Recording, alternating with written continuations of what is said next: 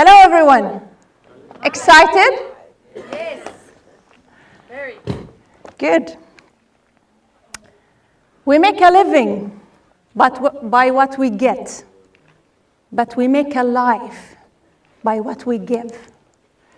We all came up to this life having dreams to be graduated, to get married, to have kids, to have decent job.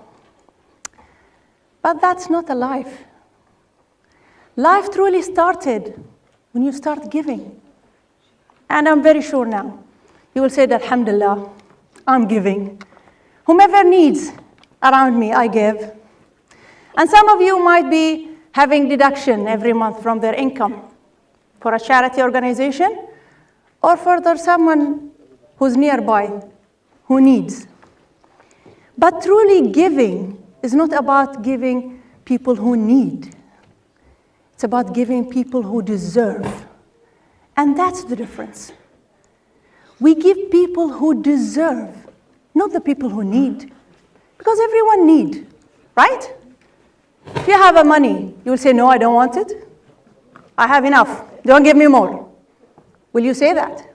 But we have to give the people who truly deserve to leave a legacy in this world. And in order to do that, we need to find out who truly deserve the money that we should give. And again, you might say, well, I don't have time to look for them. I'm busy. We have to juggle a lot of things in life. I'm busy working. I'm busy taking care of my kids, my family. I'm busy studying.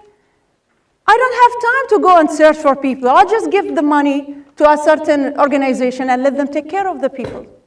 Right? Am I right? Yes. Yes, and that's what we do. And that was my life. I thought I had a life. I graduated. I have a decent job. I got married.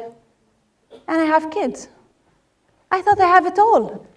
And I was giving every month a deduction from my income to a charity. I thought I had it all. But this is not life. Life will always challenge you, will put a challenge in you to test you through life. So that's what happens. After 17 years of marriage, I got divorced from an abusive husband, having those lovely 4 kids, one of them with special needs. I got divorced. It was painful. It was a tragedy. But I have 2 options. I have 2 choices in life. Either I play a victim and cry my bad luck, and oh my God, look for sympathy and empathy everywhere, and just to stop dreaming and continue and have a miserable life. Or I raise up, I lead my life, and create the change for me.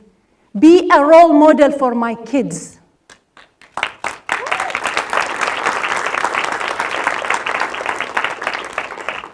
And I choose to be strong. And I moved on with my life. And very soon, I got married again. Everything was fine. But life will always challenge you, will put you through bad experiences, will put you through bad challenges just to test you, how much you're willing to change your life. And that's what happened very soon. I lost my daughter at the age of 9.5 years old. I lost her after a long suffering with her illness. It was truly a bad experience that I had. And it was really hard to recover from that. Again, I have 2 choices. Either I play a victim and cry day and night and cry my bad luck and do nothing about it. Look for sympathy and empathy around me. Or again, I raise up and choose to lead my life and move on and to be an example for my kids again.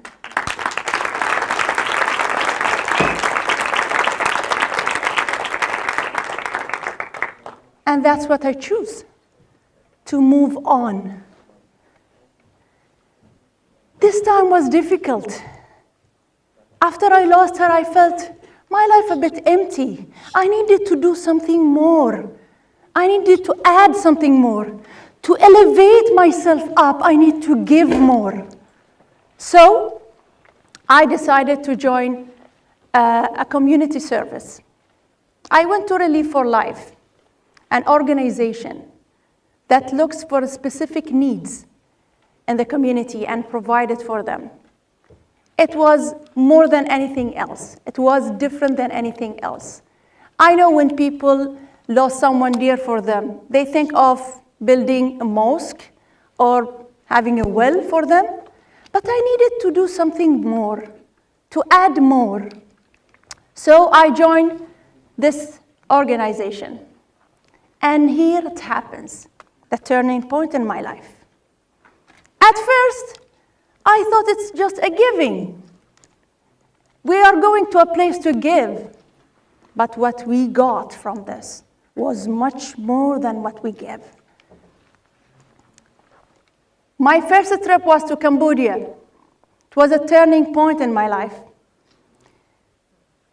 I truly discovered gratitude. I became more grateful for my life with all the challenges that I've been through. I became more blessed because I saw people who've been through worse. We've been to a boarding school, and the organization was sponsoring some of the orphans there. I met this boy in the middle. His mother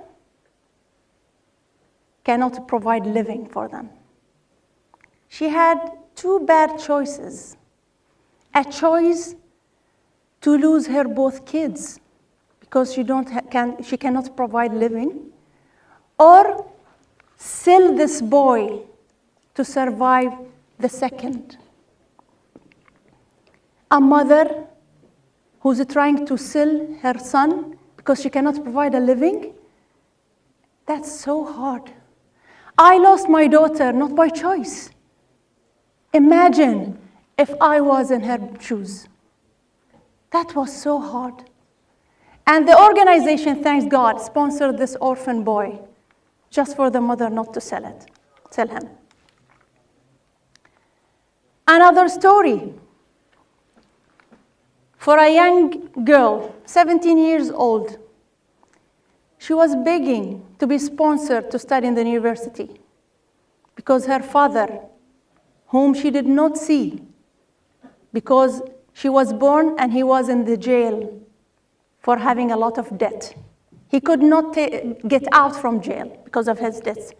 And she did not ask for money. She just asked to be sponsored, to study, and she will take care of herself and her family. And she will try to get her father out of that jail. At 17 years old, now we should think who truly need and who truly deserve. And I learned it there. Will my kids do this? Will our kids do this? Whom truly need it and whom truly deserve it? Here where they live, another gratitude for our life. Sometimes we're stuck in life and we think it's a miserable life. We're so stuck, oh my God, I'm divorced, oh my God, I lost my... But we're having a great life. We're just not watching it around. Look at how they live. Look at this boat. It's a place for living. A family on this boat cannot have a good sleep because they are afraid if one of the parents sleep, their kids might roll and fall in the river and they might drown out. Imagine a life that a parent cannot sleep because they might lose one of their kids if they fall asleep. How grateful we should be in this life for having a sleep in our beds. And we did not stop there. We had another trip to Sri Lanka to serve the people there from the flood. And we went to one of the damaged villages, and we came across to this boy. He was coming back from school. His name was Muhammad. We asked him, where did you come from? Where are you coming from? He said, I came from school. He was injured, has no slippers, and holding his books in his hand. With all the circumstances they have, they love to study. They love to go to school. Does our kids do that? We're having a reason not to go to school, right? They are looking for a reason. Oh my God, it's raining. I'm not going to go to school today, right? And the same incident happened when I came back home. I was with my boy, with my son, and we came across a school, and the fence was so high of the school. And over the fence, there was another net, very high. And I asked my son, why this net at school? He said, yeah, because some of the boys try to escape from school. Escape from school? Free school? Teachers are there? Free school? Free teachers? Free tables? Free chairs? Free education? Free books? And they escape? Now we have to reconsider again whom truly needs it and whom truly deserve it.